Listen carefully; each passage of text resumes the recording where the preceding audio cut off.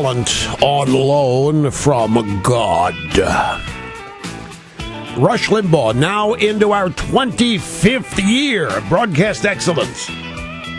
Oh, wait. I always get confused. Are we starting the 25th? And next August, we're 25th. Are we starting the 24th year now? Yeah, okay, that's right. I thought they were starting the 25th year, and then we'll have completed 25 years next August. Right. Okay, good. I always get messed up with numbers. I mean, even the simplest numbers. Great to have you here, folks. Telephone number is 800-282-2882. If you want to be on the program, the email address, lrushbo@eibnet.com.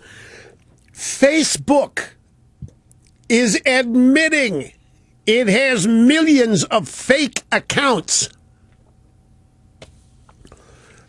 Now, there's a little problem at Facebook anyway. Their stock price since the IPO has been falling.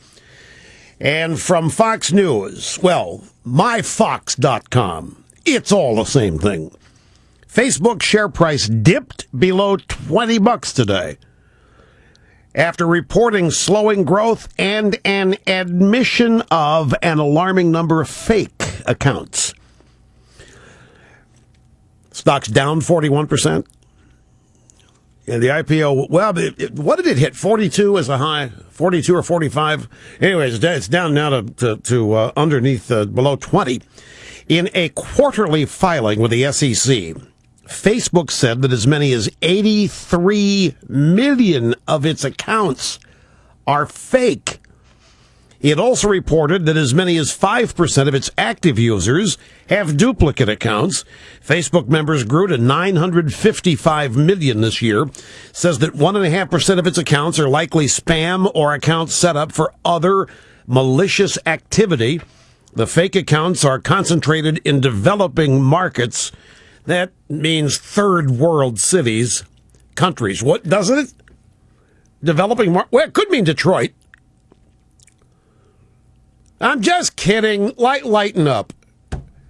I'm just kidding. There are inherent challenges in measuring usage, they said. We're continually seeing. Oh, it says here shares are down almost 50% from its $38 opening in May on its IPO. What is it? 85 million accounts fake? 83 million. If there are that many, I wonder if that's what they're actually admitting to. Stanley Kurtz has an article adapted from Spreading the Wealth, how Obama is robbing the suburbs to pay for the cities. And he's very blunt about this. I have the book, but a powerful, influential member of the media. My book is right over there, Spreading the Wealth. I have a copy. President Obama, not a fan of America's suburbs. Indeed, he intends to abolish them. Now, Kurtz believes that this is an excellent way to campaign against Obama. That you don't need to be Republican or Democrat, liberal or conservative. Just need to tell people that live in the suburbs that no matter what they are, Obama's coming for them.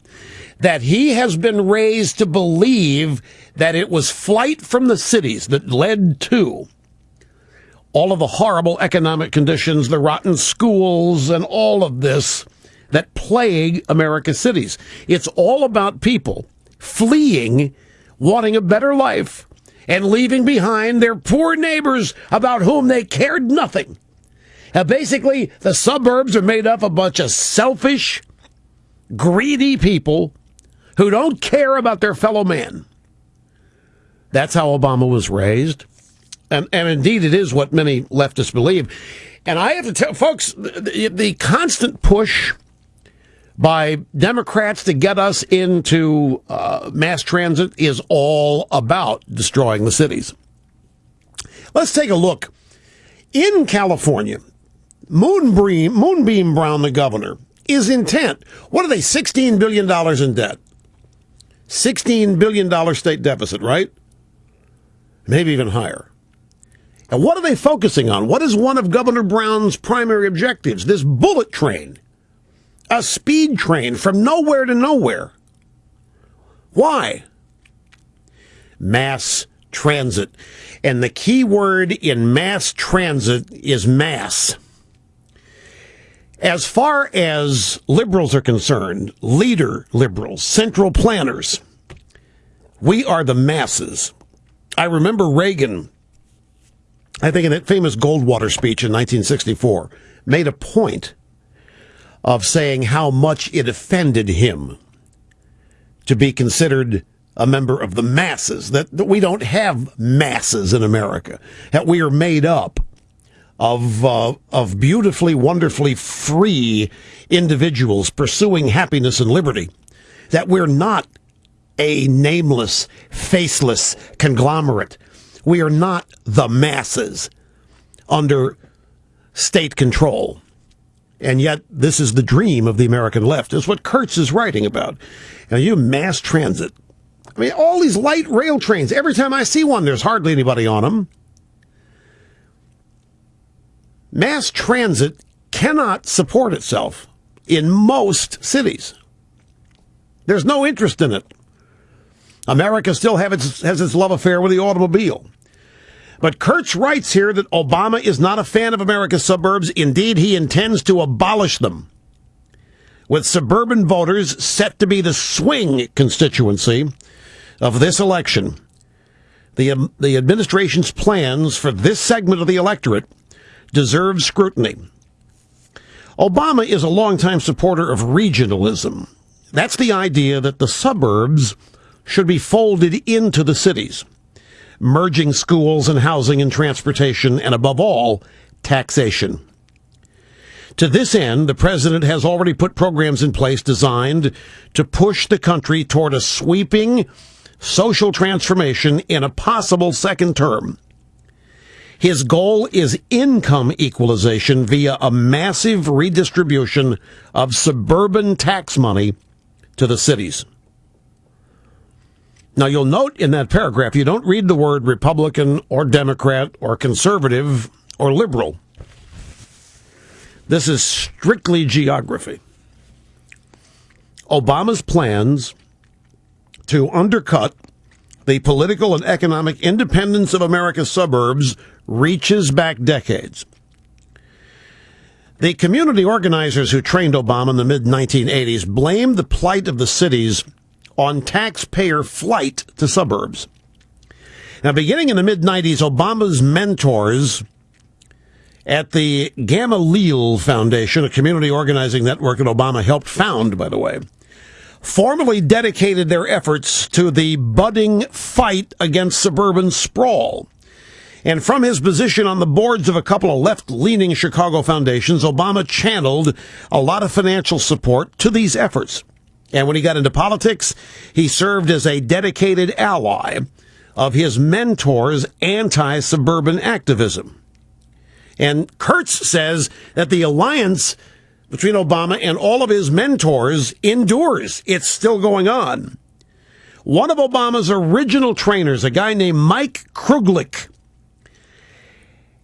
has hived off a new organization called Building One America, which continues Obama's foundation's anti-suburban crusade under another name.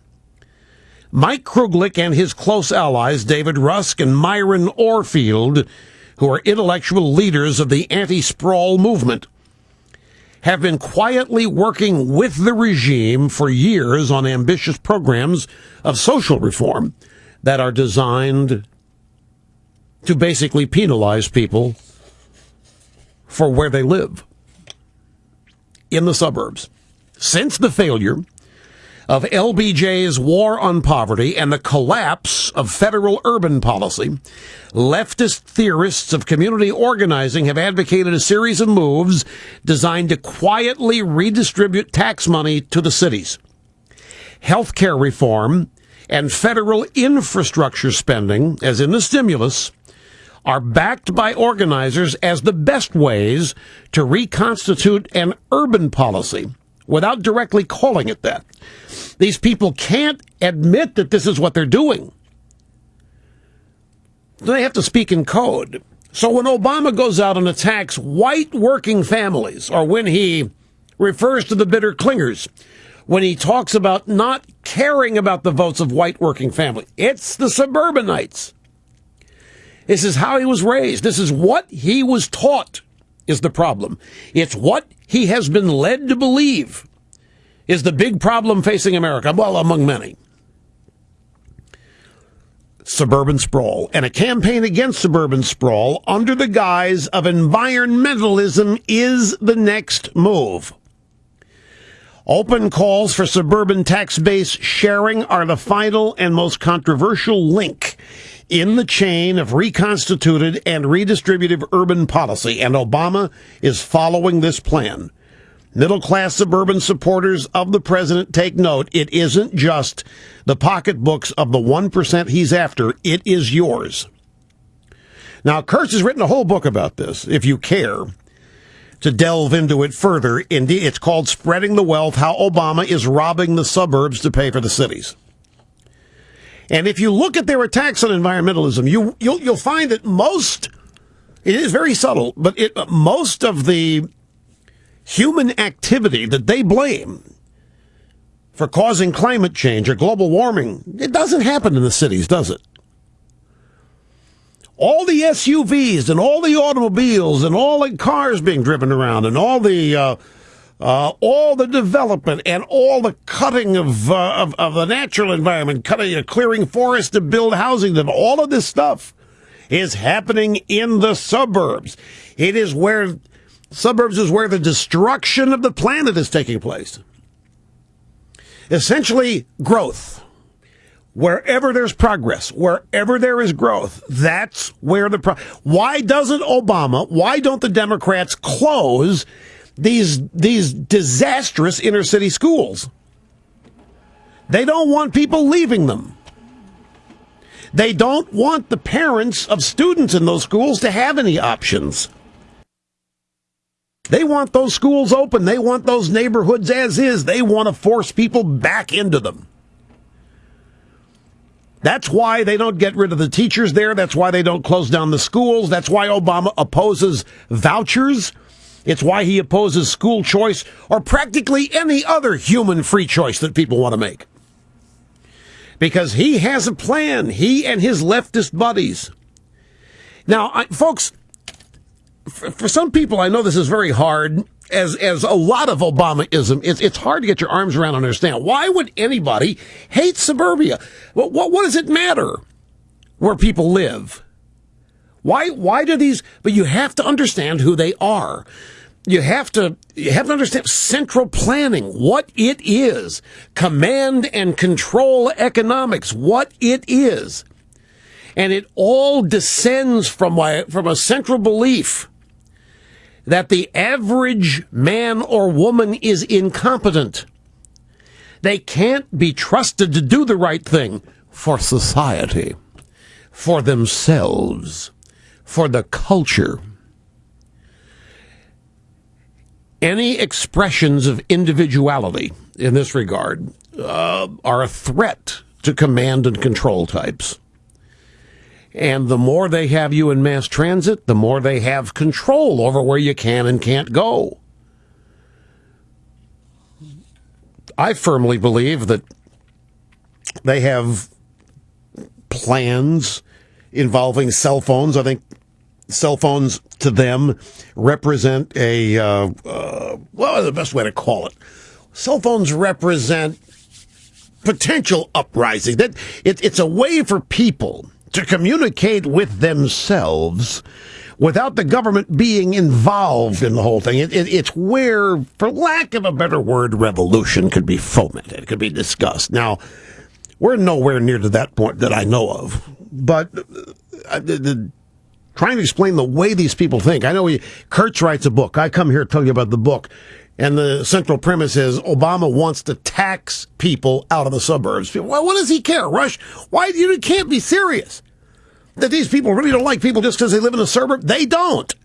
It's not that it's a personal dislike for the individuals who live there. Although, when you listen to Obama talk about him, when he's under the belief he's off record, bitter clingers and all this kind of thing, he does have contempt. All liberals do. What is this constant push for mass transit? Why all these bullet trains that go nowhere? High-speed rail. They want you to have to depend on the government wherever you go, how you get there. And they want to be able to control where you go. I know, it's hard to believe. It's hard to accept. It's hard to understand. Why in the world would anybody be animated? Why in the world would a president be animated by an enmity for people who live in the suburbs? Rush, come on, that's a bit of a... Just remember how you reacted when I told you they were going to come for your SUV, or any other outlandish prediction I made over the years that later turned out to be true. How are they going to do it? Taxation. Kurtz spells it out. They're going to make it as expensive as they can to live in suburbia, and they're going to make it as impossible to build and develop in suburbia. That's a long-term project. They're not going to be able to do this in 4 years or 2, but they're going to be able to make the effort. And once they get their hands on tax policy for this, and once you give Obama a second term where there is no accountability, you'd have to face re-election again. So it doesn't matter how mad people get. Then Katie bar the door. See, suburbanites aren't paying their fair share. Suburbanites have taken from the cities. In suburbia, well, that's where the good schools are. That's where the clean malls are. That's where upscale living, by comparison, is. They can't have that. Remember, the rich are to blame for everything. The achievers, those who succeed on their own, they are the ones to blame for all of these problems. You fled the inner cities when they needed you most. You took your money and you took your life and you took everything to the suburbs, and you left those who couldn't afford to go with nothing. Well, it's time to get you or your money back. Interesting idea to campaign on this basis. Stanley Kurtz profoundly believes it'd be profoundly effective. Let's take a brief timeout. We'll continue after this. Don't go away. You're listening